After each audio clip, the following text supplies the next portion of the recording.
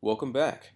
Picking up where we left off, page 3 of the course syllabus, and it provides a general schedule of expectations. And you can see that I've listed some things to consider for each week. And since this is only a 6-week course, we are what's considered accelerated. And basically, this means that there is a lot of information to cover and very little time to cover it all. And generally, each week will open on Monday morning, so you can see all the weekly expectations then.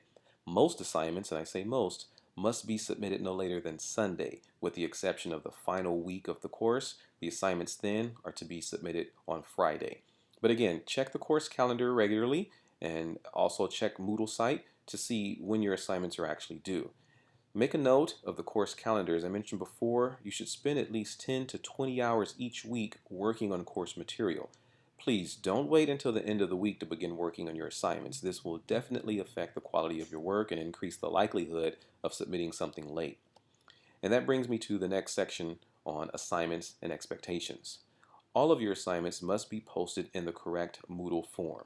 If there is any problems with Moodle, please let me know, and that is the only time that I will receive email attachments of your assignments, because this will prevent any late penalties from being applied. It's important that you understand the appropriate file formats when submitting your assignments as well. All submitted assignments must be in either a document format, which is .doc or .docx, or in rich text format, .rtf. These are readable within a variety of programs. If you're using an older program such as WordPerfect or Works, those cannot be viewed. And any submitted assignment that cannot be opened will be considered late until the appropriate document can be uploaded.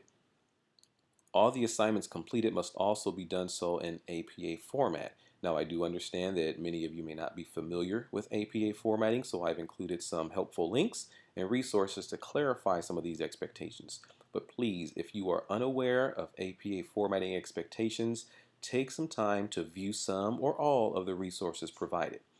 Some of the basic expectations for APA include a title page on all the documents that you submit, double spacing, size 12 font in Times New Roman or Arial font, 1-inch margins on all sides, the use of section headings centered and in bold, and proper resource citations, which includes both in text and on a reference page. So again, take some time to familiarize yourself with the assignment formatting and APA writing guidelines. You're likely to hear me say this over and over again. Do not procrastinate. Any late assignment will receive a 25% point deduction for each day that it is late. Even if your assignment is only a few minutes late, it's still considered late. Assignment forms, including the threaded discussion forms, those will close completely 4 days after the due date. So it's important, especially in an online environment, that you are aware of the assignment expectations and the due date and times to avoid those late penalties. Now, when you procrastinate and wait until the last possible moment to get your work done, you will inevitably run into problems. And these can range from the so-called issues with the internet access and or submitting poor quality work. I know issues in life happen, but if you've been diligent in working throughout the week, you can avoid the need for any possible excuses and prevent the 25% point deduction. So take your education seriously, take the time to complete quality work, and then submit it on time. Also, check your FPU email as well as the Moodle site daily. There are some times when I will communicate announcements or important information through these methods, and you are responsible for any information shared.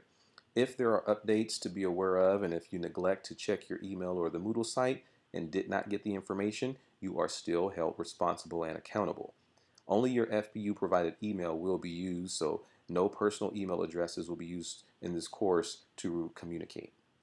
You're also expected to listen to any audio podcast in their entirety. There will be information contained within these announcements that you're also responsible for knowing.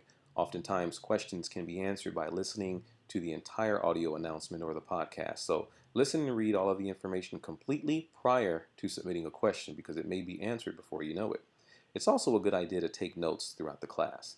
The podcasts are not only instructions or announcements, but they can also be considered lectures as well. Now, in a face-to-face class, part of the learning process and understanding of course material includes note-taking. Now, note-taking and the review of those notes regularly can help in understanding and learning some of the material presented. So it's important to note also that I will not always check my emails or follow up with any phone messages over the weekend. If you've posted a question or you've contacted me after 5 p.m. on a Friday, I will not respond to it until the following Monday. And this is another reason why you should work throughout the week. So I may be able to respond to you and possibly answer any questions you have before you submit assignments on Sunday. Now make a note of the grading policy and the grading chart. Each assignment also has a rubric aligned to it. Be sure that you check your work with the rubric before posting your final assignment. And you can track your scores within Moodle and compare the points that you receive to the grading chart in order to determine your class status. If you have any questions on any assignments, feel free to contact me and we can discuss it. I've also listed some issues in online course etiquette, also known as netiquette. And through this information contained in the syllabus, you can familiarize yourself with the expectations related to threaded discussions and professionalism with online communications. Avoid the use of slang and also consider the interpretation of your statements in all posts. Now, while I strongly believe that online education provides an excellent opportunity to learn, not only at your own pace, but providing information in a unique way that can be beneficial to all learners, sometimes there can be technological difficulties. If you experience any problems with Moodle, I've included some information for you to contact the FPU Help Desk because they can assist you with any difficulties that you may be experiencing with Moodle.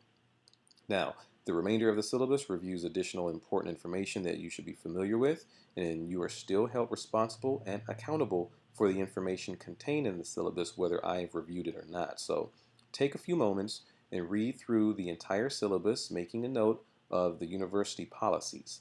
Keep in mind that I'm always here to help you. I'm here to assist you with the learning and the material, answering any questions that you may have. And keep in mind that you'll also get as much out of this course as you put in. I like you to be successful, and I'm willing to assist you in any way I can. So maintain communication. Let me know your thoughts. Let me know any issues that arise, and I hope that you can find this course informative, practical, and helpful both personally and professionally. Take care, and I'll see you online.